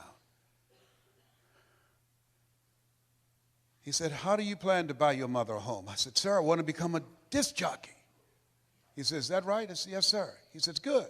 He said, work on your mind. Here are my car keys. What do you want me to do with this? At lunchtime, go in my car, turn on the radio, and listen to Paul Harvey. Why? He's the world's greatest communicator. You want to be successful? Yes, sir. He says, listen and study people that are great communicators. That's the key to controlling your future. I said, but that's at lunchtime. In order to be successful, you got to be hungry. You got to be willing to do the things today others won't do. Are you willing to do that to be successful? To buy your mother a home? Yes, sir. Yes, sir. And that's what you have done. You've got some goals that you want to achieve. There's some things that you want to do. And you've said to yourself, I'm willing to face the no's. You said to yourself, I'm willing for people to laugh at me. You said to yourself, I'm willing to gut this out. You said to yourself, I'm willing to make this happen. You said to yourself, I'm going to do whatever it takes to build this business. I can do it. If anybody's ever done it at any point in time in history, then what's possible for one, it's possible for me, and I'm going to do it. That's what you said to yourself.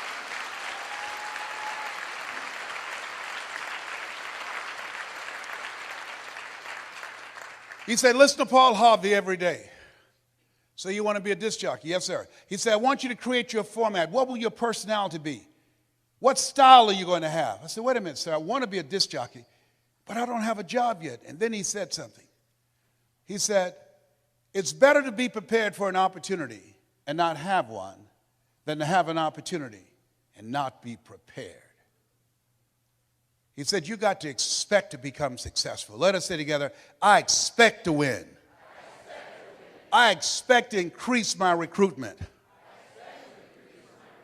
I expect to be a great presenter. I expect to become a millionaire. It's my time. It's possible. It's necessary. It's me. It's hard. It's worth it. Nietzsche said, if you know the why for living, you can endure almost anyhow. Your homework assignment, and write down 5 reasons that will make it worth it for you. So when the tough times come, and they're going to come, when you feel like you can't see the light at the end of the tunnel, and that's a part of the process, your reasons will be your rod and staff to comfort you, to take you through the storms of life. He told me, you want to be a disc jockey? Practice on your communication skills. Visualize yourself talking to thousands of people, Mr. Brown. See yourself on stage presenting. Be willing to invest in yourself. Warren Buffett was being interviewed by a financial analyst on CNN. He said, what's the most important investment a person can make today? Warren Buffett, a billionaire, has billions of dollars in the stock market, billions of dollars in real estate. He looked at the reporter and said, the most important investment you can make is in yourself. The reason you are here, the reason you invested your money, your time and energy in transportation and the room and all the costs in a so-called tough economy, because you have the mindset of a billionaire. You know, investing in yourself, you are your most treasured asset. Give yourselves a round of applause. Come on, bring your energy level up.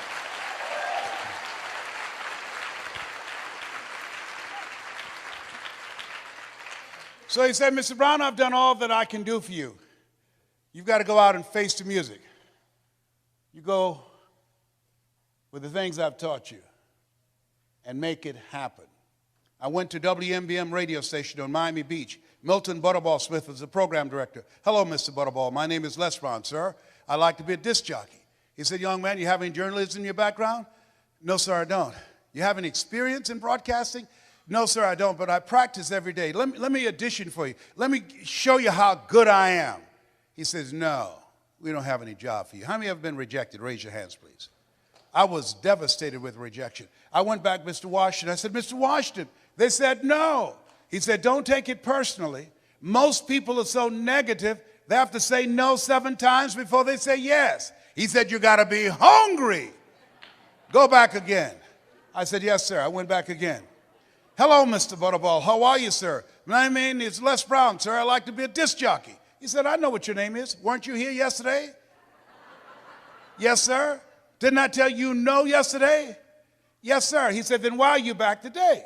I said, well, sir, I didn't know whether or not somebody was laid off or somebody was fired, sir. No one was laid off or fired. Now get on out of here. I came back the next day, talking loud, looking happy, like I was singing for the first time. I said, hello, Mr. Butterball. How are you? My name is Les Brown, sir. I'd like to be a disc jockey. He said, I know what your name is. Weren't you here the last 2 days? I said, yes, sir. Didn't I tell you no the last 2 days? I said, yes, sir. He said, then why are you back today? I said, sir, I didn't know whether or not someone got sick or someone died, sir. He said, no one got sick or died. No one was laid off or fired. Now don't you come back here again. I came back the next day, talking loud, looking happy, like I was singing for the first time. I said, hello, Mr. Butterball. With rage. He said, go get me some coffee. I said, yes, sir.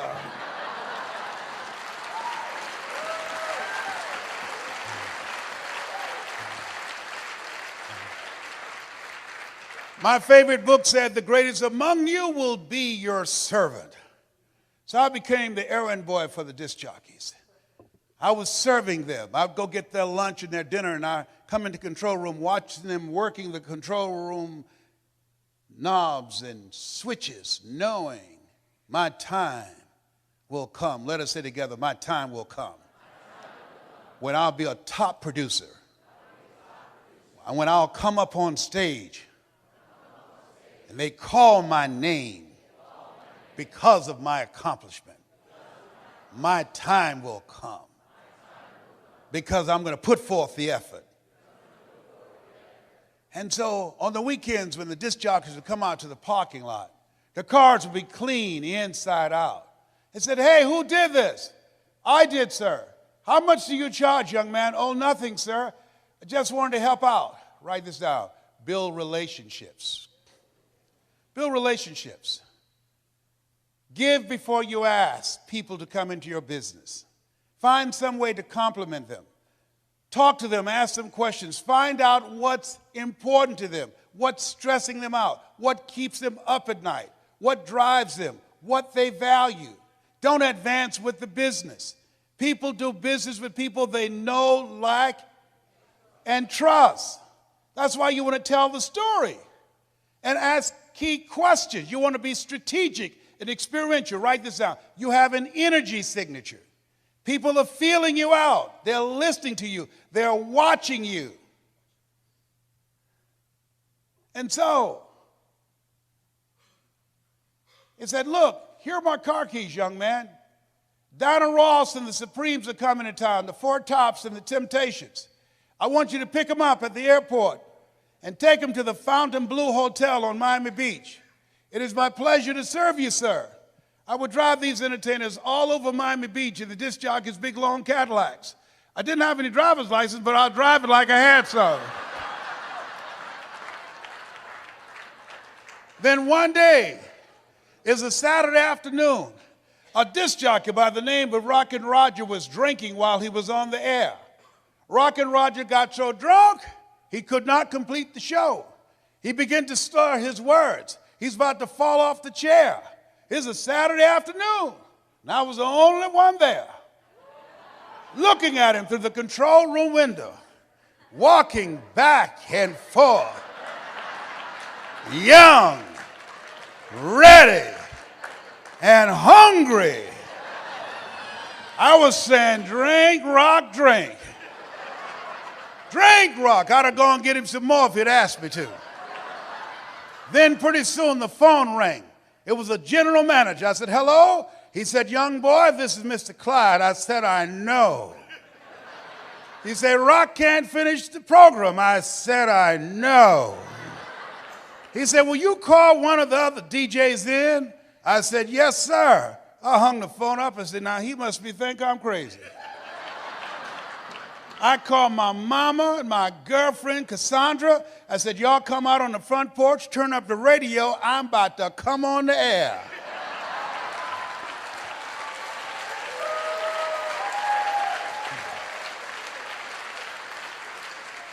I waited for about 20 minutes and I called him back. I said, Mr. Klein, I can't find nobody. He said, young boy, you know how to work the controls? I said, yes, sir. He said, go in there and segue the records, but don't you say nothing here. I said, yes, sir. I couldn't wait to get old Rock out of the way. I put on a fast record. I said, look out, this is me, LB, Triple P. Les Brown, your platter playing papa. There were none before me, and there will be none after me. Therefore, that makes me the one and only. Young and single and love to mingle. Certified, bona fide, duly qualified to bring you satisfaction and a whole lot of action. Look out, baby, I'm your love man. I was hungry. Give the old man a round of applause. I was hungry. I was hungry. I was hungry. You got to be hungry.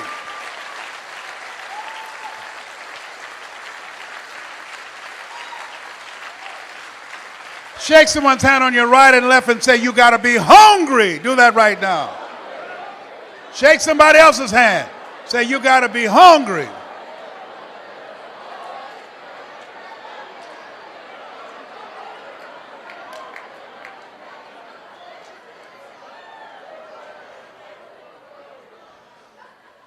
People that are hungry believe if you do what is easy, your life will be hard. But if you do what is hard, your life will be easy.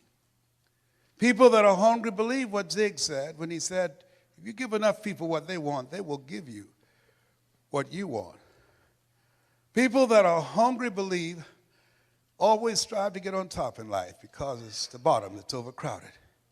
People that are hungry are uncommon people. They say yes to their dreams.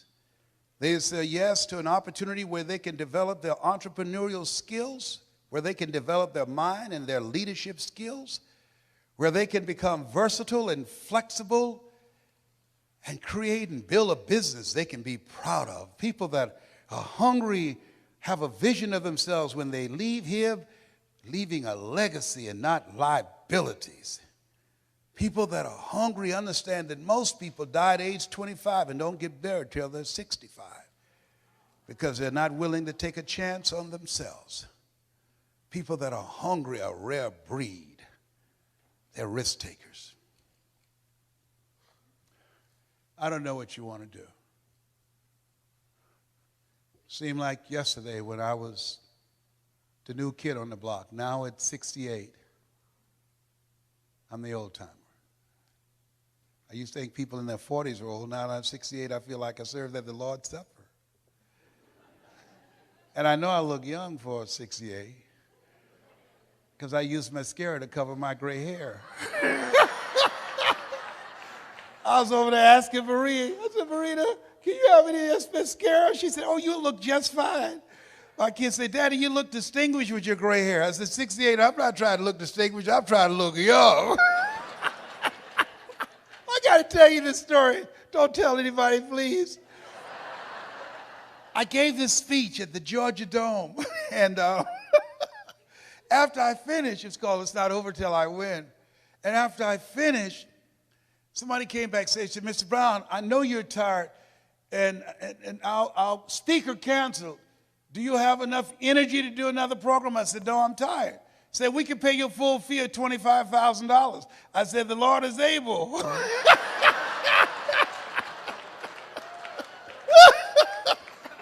So they took me over to the Georgia World Congress Center. And it was an intimate setting. People were very close to the stage. So I looked in the room, and then I went in the restroom and got my little Mademoiselle mascara out to cover my grade, you know, in my mustache and everything. So I came in the room. The lady wanted everybody to know that she knew me. So she said, there he is, Les Brown. I came up on the stage. She holds her cheek out for me to kiss it. I kissed her on the cheek and left this big black smudge on her face.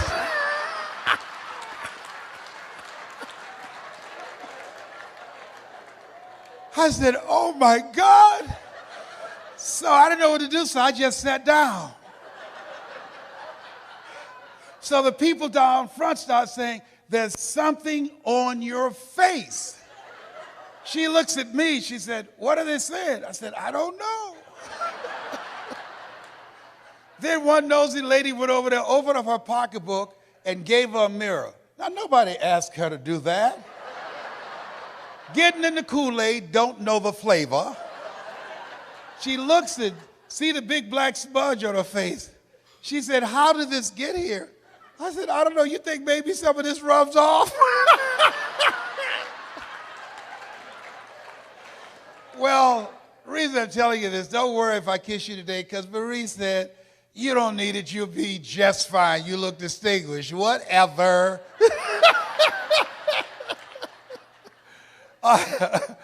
How many of you like to learn how to improve your presentation skills? Raise your hand. We're going to do a webinar that will walk you through a process and teach you how to tell your story so you can speak in your community on a volunteer basis and be able to make a difference. How many of you like to make a difference with your story? Raise your hands. Very good. We will show you how to do this. I've been doing this now for 40 years. I love and admire Eric Worre for who he is to me as a friend, but the passion that he has in giving you the tools that you need, not just the mindset, but the skill set of what it takes to build a strong multi-level marketing business. I can tell you, based upon my experience, and he's not paying me to be here. He's got a blue light special going on up in here. This is my friend that I love him. There are few people who can call me, and I'll get on a flight, and I only had 4 hours of sleep to come in to speak. I was very subdued and conservative today, but I love and admire him.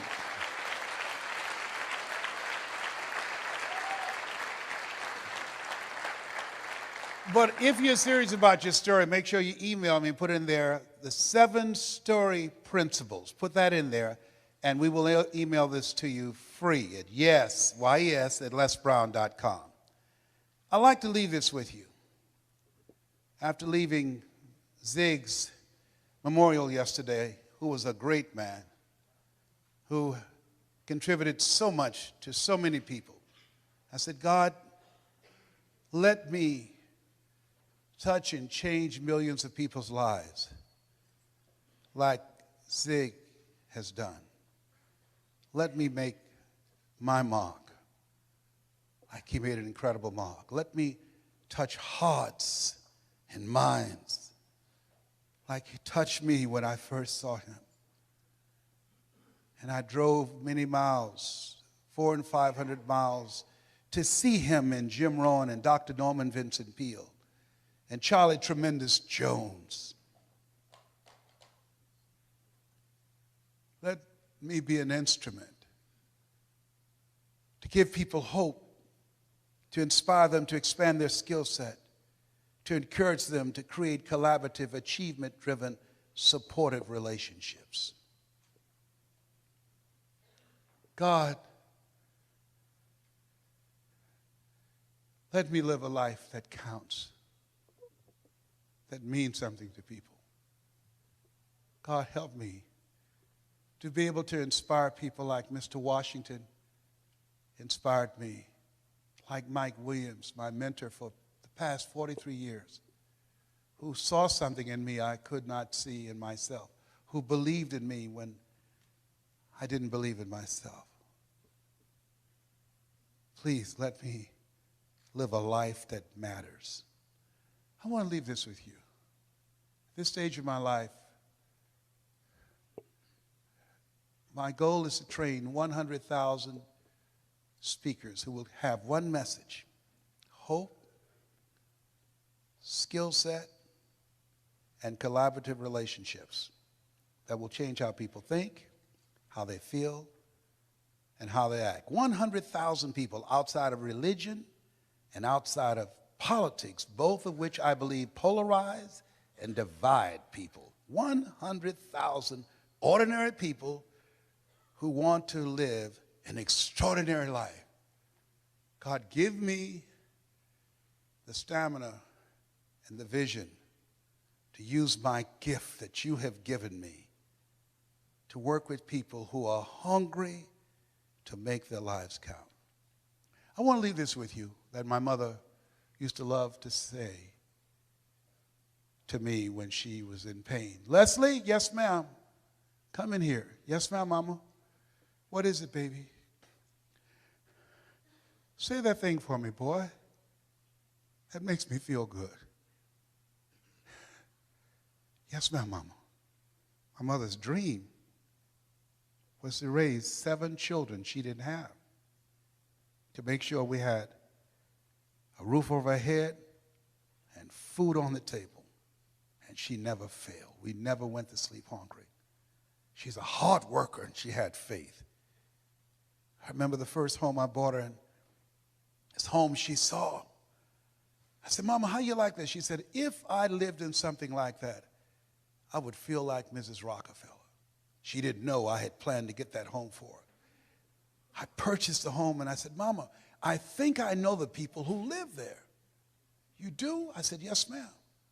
I said, I'm going to stop in and say hello. And I drove there, and I opened the door, and she got out, and Mama at that time, around 76, she held my arm, and we were walking toward the house. She looked at how beautiful this house was. She said, Leslie, you sure you know these people? Yes, ma'am, Mama, I do.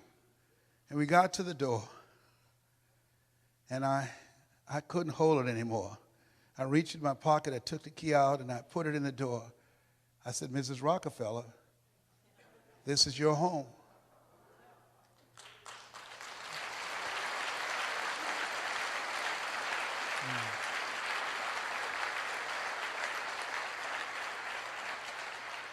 She said, Leslie, what are you talking about? I said, Mama, I bought this for you. I pushed the door open. She stuck her head in the door. She said, anybody home? I said, no, Mama. Nobody's here. This is yours. It's fully furnished. Multi-level marketing made that happen. This is going to happen for you. It's already happened for some of you.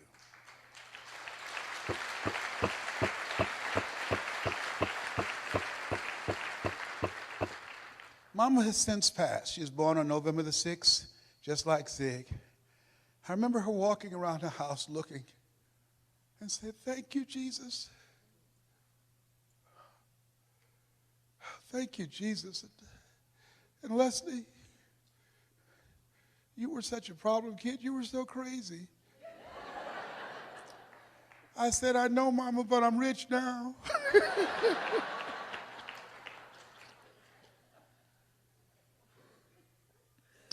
I dedicate this to the dream in you. Say that thing for me, boy.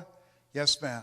If you want a thing bad enough to go out and fight for it, to work day and night for it, to give up your time, your peace, and your sleep for it. If all that you dream and scheme is about it, and life seems useless and worthless without it, And if you gladly sweat for it and fret for it and plan for it and lose all your terror of the opposition for it, and if you simply go after that thing that you want with all of your capacity, strength and sagacity, faith, hope, and confidence, and stern pertinacity, if neither cold poverty, famish, or gulf, sickness or pain of body and brain can keep you away from the thing that you want, if dogged and grim you besiege and beset it, with the help of God, you'll get it. This has been Mrs. Mamie Brown's Baby Boy. God bless you.